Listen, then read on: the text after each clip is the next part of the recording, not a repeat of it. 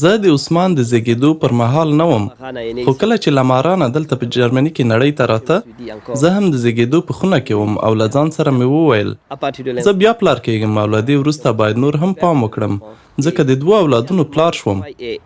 په جرمني کې کار ډیر زیات دی، سهار وختي به ځې او ماښام به کور ته راځې. د اولادونو د لیدلو او له مېرمنې سره د وخت تېرولو فرصت ډیر کم دی.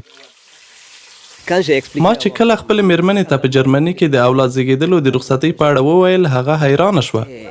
ما وویل هو، زه کولی شم دا رخصت واخلم، له تا سره په کور کې پاتې شم او په بېلابېلو مسؤلیتونو ترسره کولو کې مرسته درسره وکړم.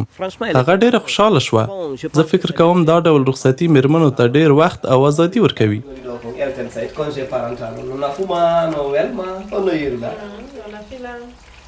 En plus, la venturi, pai că e care ne venti, la venti.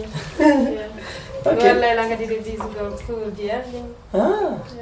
Kon a sonja che mi sognavo con il dopo, mi stressava. No, fare giù. Okay. Machen Sie einen Deutschkurs. Je pense que nous les hommes زه همداشان فکر کوم چې موږ نارینه باید له مېرمنو سره مرسته وکړو.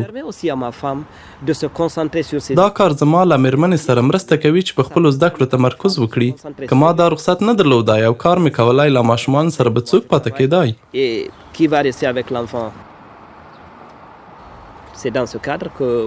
رخصتونه هم په 2 ډوله دي او ما د ایلټن ګیلډ پلوس د رخصت ډول غوره کړ.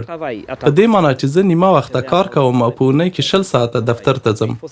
البته په یاد مو وي چې د اولاد زیږېدلو رخصتي یوازې د هغو کسانو لپاره ده چې کار کوي. هغه کسان چې د اولاد زیږېدلو پر مهال بیکاره وي دا رخصت نشي اخیستلی، ځکه دا تړون د کارکوونکي او کارورکوونکي ترمنځ کیږي. Voilà, mesdames et messieurs, c'était tout pour